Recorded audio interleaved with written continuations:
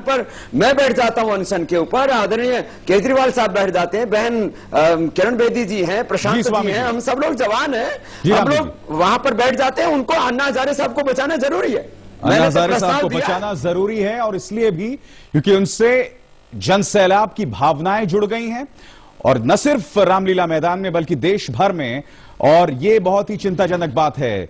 रीमा पराशर और स्वामी रामदेव, आप दोनों मेरे साथ बने रहे। वक्त चला एक ब्रेक का। इस बड़ी खबर पर आज तक की निगाह लगातार बनी हुई है।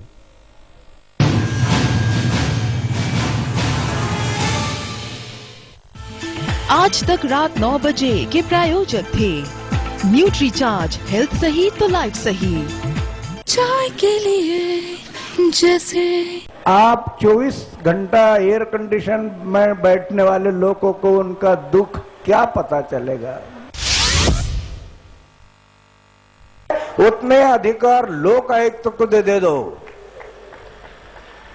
लोक आयुक्त तो पूरे अधिकार, सरकार ने उसने इंटरफेयर नहीं करना लोकपाल में, ये लोक आयुक्त के कार्य में। वो स्वायत्तता रहेगी, उसको लोक आयुक्त स्वायत्तता रहेगी। ये हम लोग मांग रहे हैं, सरकार अभी भी अड़ी हुई है।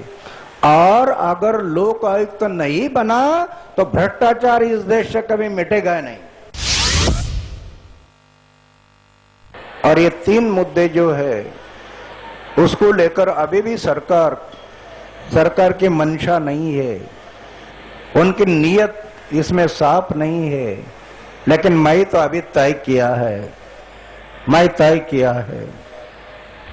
शरीर में प्राण है तब तक, जब तक सरकार इन मुद्दों को नहीं मानती मैं पीछे नहीं हटूंगा। मर गया पता नहीं, लेकिन सरकार अभी भी मानती नहीं। क्यों? अगर ये मान लिया तो आज जो सरकार चल रही है ये इनके कारण तो चल रही है।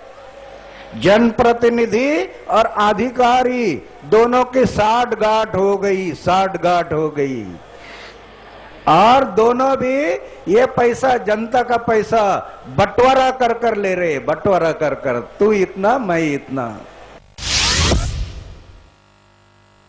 हर दफ्तर में लिखो कि हमारे दफ्तर में ये ऑफिसर काम कर रहे हैं, और जनता का कोई भी काम उनके पास आने से इतना दिन में वो निपटारा करेंगे, ऐसा लिखो बोर्ड पर हर दफ्तर में।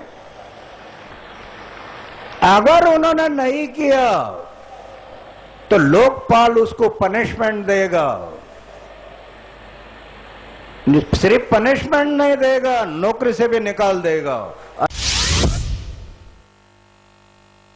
तालुका दंडाधिकारी, जिला दंडाधिकारी, कमिश्नर, सबको अधिकार दिए हैं, अमल नहीं कर रहे, उसके अमल नहीं कर रहे ये लोग। क्यों? चेन सिस्टम है ना। मैं तो ये सोच रहा हूं, अरे इस देश का आईएएस,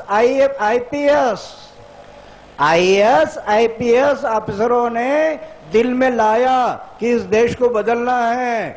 64 साल में जो नहीं हुआ 10 साल में ये कर सकते हैं, 10 साल में।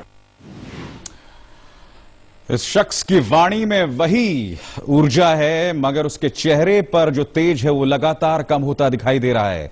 मेरे साथ 2 लोग बने हुए हैं, स्वामी रामदेव और साथ ही मेरे संवाददाता रीमा पराशर, जो रामलीला मैदान में इस घटना चक्र पर निगाह रखे हुए हैं।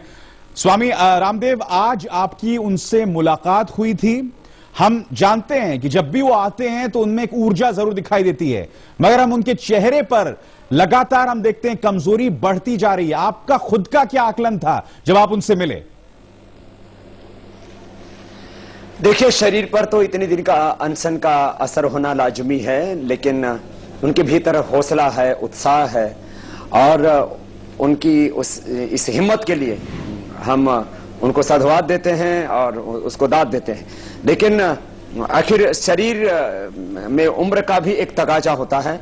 तो उम्र के जिस पड़ाव पर आदरणीय अन्ना हजारे साहब हैं, वहां पर इतने ज्यादा दिन का अब और जितना आगे अनशन बढ़ेगा वह खतरनाक हो सकता है, और खास करके उनकी किडनी के ऊपर और उनके ब्रेन सेल्स के ऊपर, क्योंकि कीटोन जब बॉडी में बढ़ता है तो उसका सबसे पहला असर किडनी पर होता है और ब्रेन सेल्स के ऊपर होता है। और किडनी और ब्रेन दोनों ही बॉडी में बहुत सेंसिटिव ऑर्गन है, और उनके ऊपर कोई इफेक्ट होता है तो वह जिंदगी के लिए बहुत खतरनाक होगा। जिंदगी के लिए बहुत खतरनाक। रीमा पराशर, आप इस वक्त रामलीला मैदान में मौजूद हैं। मैं ये जानना तो चलिए, रीमा इस वक्त मेरे साथ मौजूद नहीं है। स्वामी जी, मैं आपसे ये भी जानना चाहता हूं, भीड़ वहां पर है, उनसे लगातार ये उम्मीद, एक अपील की जा रही है आप शांति बनाए रखें, मगर जैसे जैसे आप मंच से दूर जाते रहते हैं उस भीड़ का स्वरूप भी बदल जाता है। वो भीड़ जो मंच से दूर है उसका मकसद कुछ हद तक हुड़दंग मचाना भी है, क्योंकि मैं खुद उनसे रूबरू हुआ हूं, और यह बहुत चिंताजनक बात है कि अगर आज रात कुछ ऐसा नाटकीय, ऐसा ड्रामेटिक होता है तो यकीन मानिए एक ऐसी सूरत उभर कर आ सकती है स्वामी रामदेव, जिसकी कल्पना नहीं की जा सकती इस वक्त। अभिसार, आपने बहुत बड़ी बात उठाई है और माननीय अन्ना हजारे साहब भी इस बात से दुखी हैं। देखिए, मैं दोनों आंदोलनों की मैं कह रहा हूं कि कोई तुलना करके कोई एक दूसरे में प्रतिस्पर्धा नहीं पैदा करना चाहता, लेकिन एक आंदोलन होता है व्यवस्थित कार्यकर्ताओं के द्वारा, किसी संगठन के द्वारा, जहां पर कार्यकर्ताओं के ऊपर, संगठन के ऊपर, उसके लोगों के ऊपर जो है जो आंदोलन करने वाला हो उसका नियंत्रण होता है। जैसे हमने लाखों लोगों को यहां पर इकट्ठा किया, उसमें एक भी व्यक्ति दारू पी करके आया हुआ नहीं था। अब यहां पर वो जो दारू पिए हुए लोग हैं, जो आधी बेहोशी की अवस्था में हैं, कुछ उसमें सिगरेट पी रहे हैं, कुछ जेब कतरे भी आ रहे हैं, कुछ दूसरे लोग भी आ रहे हैं, तो इसलिए मैंने कहा ये स्थिति अराजक हो सकती है, क्योंकि ना तो सरकार के नियंत्रण में स्थिति रहेगी, ना आदरणीय अन्ना हजारे साहब के नियंत्रण में स्थिति रहेगी। इसलिए इस आंदोलन को तुरंत नियंत्रित करना भी जरूरत है और आदरणीय अन्ना हजारे साहब की मांगे पूरी होना भी जरूरी है। इसलिए हमें अब कोई रास्ता जरूर निकालना पड़ेगा, और यदि हमने कोई रास्ता नहीं निकाला, ये गतिरोध नहीं टूटा, तो स्थिति बहुत खतरनाक हो सकती है, जिसको आपने भी खुद अभिसार महसूस किया है। स्वामी जी, आप अपनी तरफ से एक सीधी अपील क्यों नहीं करते, बात क्यों नहीं करते अन्ना हजारे से कि वो अपने अनशन को तोड़ें? वो इस वक्त ये नहीं समझ रहे हैं, वो कह रहे हैं कि मैं मर जाऊं तो कोई फर्क नहीं पड़ता, मगर अगर उन्हें कुछ हुआ तो क्या होगा, उसकी यहां पर हम उसकी बानगी नहीं की जा सकती यहां पर। देखिए, मैं तो उनसे जब मिला तब भी मैंने उनसे इस बात को कहा, और क्योंकि मैं तो उनसे एक प्रेम करने वाला व्यक्ति हूं, और जन लोकपाल की ड्राफ्टिंग से लेकर के जब पहला उसका ड्राफ्ट भेजा गया था माननीय प्रधानमंत्री जी को, तब मैंने पहला सिग्नेचरी में था उसके अंदर, और हमारे दूसरे मित्रगण थे सभी। तो एक मित्रता के नाते मैं उनसे बात कर सकता हूं, क्योंकि उसमें मैं एक सक्रिय मेरी भूमिका नहीं है। मेरी इस देश के जैसे दूसरे लोग हैं कि जो चाहते हैं कि जिस देश के अंदर भ्रष्टाचार के खिलाफ एक कठोर कानून हो, उस तरह की मेरी मानसिकता है। तो इस काम के लिए तो आदरणीय केजरीवाल साहब को, भाई प्रशांत जी को, बहन किरण जी को पहल करनी पड़ेगी अन्ना हजारे साहब को मनाने के लिए, क्योंकि अब ये सक्रिय कार्यकर्ता हैं, और जितनी सरकार की जिम्मेदारी है उतनी ही इनकी भी जिम्मेदारी है। तो एक बात तो मैं सरकार से कहूंगा कि सरकार आखिर इस बात को मान क्यों नहीं लेती। दूसरी बात, हमारे ये तीनों ही जो सक्रिय कार्यकर्ता हैं अन्ना साहब के साथ, वो जरूर अन्ना साहब को मनाएंगे। हमने तो उनसे रिक्वेस्ट की ही है। बहुत बहुत शुक्रिया स्वामी रामदेव, आपने आज तक के लिए वक्त निकाला। सच तो यह है, बकौल सिविल सोसाइटी 6 दिन का विलंब रहा, 6 दिन तक कोई भी संपर्क नहीं हुआ दोनों पक्षों के बीच। सरकार जो तमाम कदम यहां पर उठाती दिख रही है, उसने पहले क्यों नहीं उठाया? क्यों इस वक्त इस हालात तक मामला आ चुका है? और ये हालात निहायत ही चिंताजनक है। वक्त हो चला एक ब्रेक का। आज तक पर इस बड़ी खबर पर हमारी निगाह बनी रहेगी।